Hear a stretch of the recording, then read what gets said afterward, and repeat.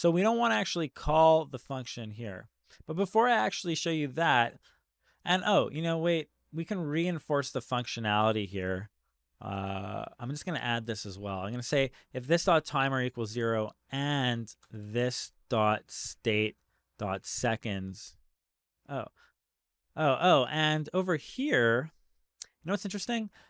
You try and write this out. I think I want to add another argument to this condition. I want to add another condition to the if statement here. And I want to say that if the timer equals 0 and our seconds has to be greater than 0, right? Because we don't want our seconds to ever count down if it's anything greater than 0. So we're just going to reinforce this conditional statement. So pause the video here and try to actually write that out. Try and write out this statement as well, and that the seconds has to be greater than 0. All right, hopefully you had some success giving that a shot. So to do that, with an if statement, if you want to do and, you can do the double and operand, and that's just going to add additional logic. So we could say this timer equals 0, and now we can just say this dot state dot seconds needs to be greater. Okay, perfect. So let's just save that and make sure it's working. Sweet. Okay, so we're still looking good. All right, so how do we get it to only, okay, so finally, how do we get this airdrop timer to work only if we see that our customers are staking more than 50? Right now, we're not staking anything. The investor has no stake, so they do not deserve an airdrop. They're only going to get this airdrop if this thing happens, right? So how can we actually write that logic out? Well, the first thing we want to do is we want to get rid of calling this function out in our render here, because otherwise that's just going to continue calling it and it's going to continue to count down. So we got rid of that. So what's the next thing that we should think about writing? Well, what we want to write is essentially a function that's going to check to see if there has been a deposit of 50 or more USDT tethers, and if there has, then you produce an airdrop, right? That's the functionality that we want to be creating together here. So how do we do that?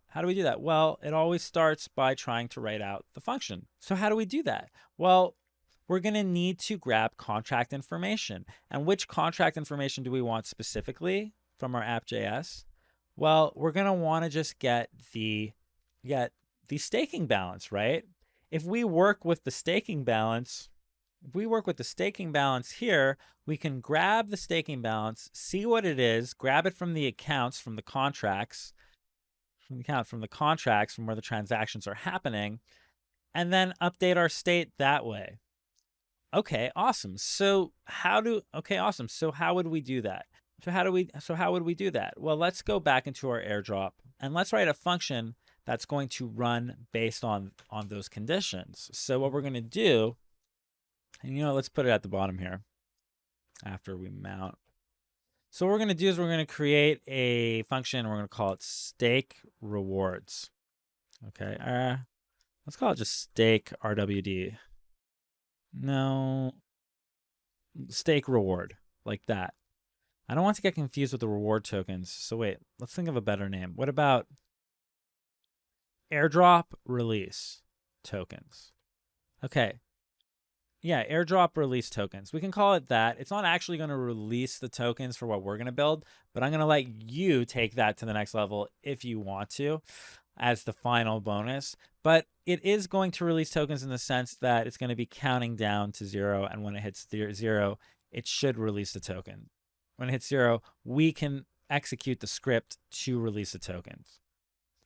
It's not a big leap to figure out how to do that, but I'm going to let you do the final coding for that. So let's just make the function airdrop release tokens. And what are we going to do? Well, we're going to create a variable called staking B. And we're going to set this to this.props.staking balance, right? We're going to grab the properties of the staking balance from our app.js because we already wrote it out over here. We've already set staking balance to the staking balance as a property, passing on the state, passing over the state, right? So that's pretty awesome. We already have that. So we can just reinstantiate that over here. And that's the beauty of React. And now that we've set it up like that, all we have to do is write our statement. So we can say if staking B is what? Is greater than or equal to how much? Well, 50.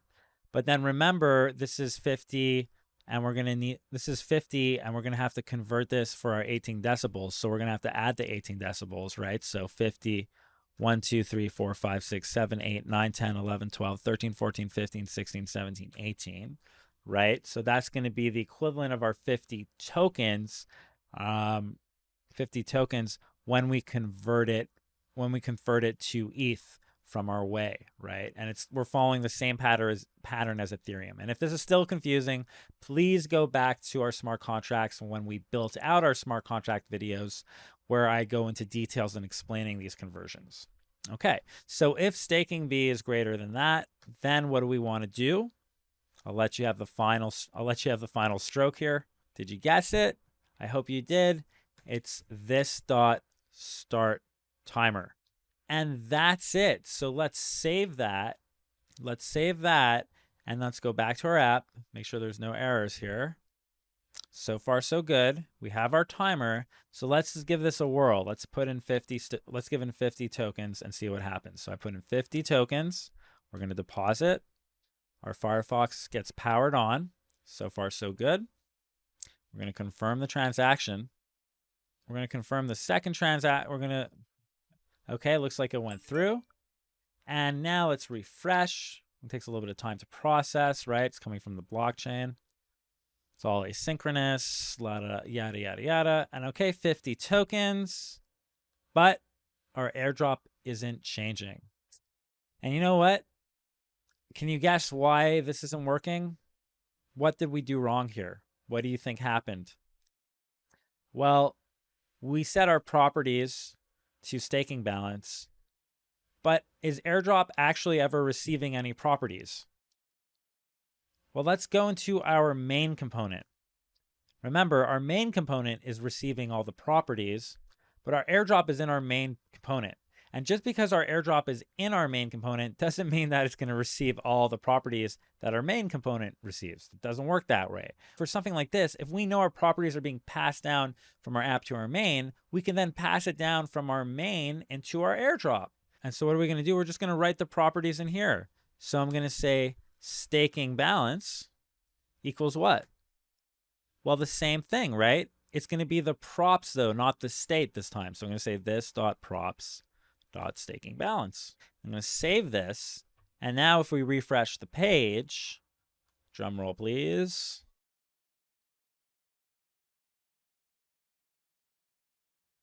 Da -da -da -da -da. 50 tokens, airdrop, nothing. Oh man, I was hoping this was going to work. Okay, so let's figure out what happened. Okay, so did you guess why it's not working? It just hit me when I came back here to the airdrop section. We did not actually call airdrop release tokens. We're never actually calling it. So if we want to do that, we got to go into our render and we're going to say this dot airdrop release tokens. So let's save that. Let's go back, cross our fingers and refresh. And hopefully this time will be the magic time. So we've got 50 tokens up there. Airdrop, boom. Airdrop initiated. Amazing. It is working. We are now talking to the blockchain.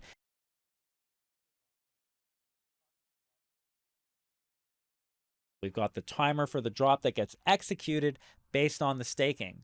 And to further demonstrate that this works, if I withdraw, so we're going to withdraw all our tokens. Confirm that we're going to withdraw. And then, oh, sorry. And so it still hasn't actually processed the withdrawal. That's why it's dropping. But if I reload, it's no longer dropping once the balance is back to 0. And that's it. So we got everything to be working. So here's your bonus exercise. If you want to take this to the next level, take everything that you've learned in this course and go to the scripts where we issue the tokens. And you see here, that when we want to issue tokens, essentially, we grab the decentral bank contract, we wait for the tokens, and then we just execute the issue tokens and figure out for yourself how to issue the tokens after the timer hits 0. So when the timer drops to 0, we want to issue the tokens. So go ahead. That's your final, there you go. That's your final exercise for this application.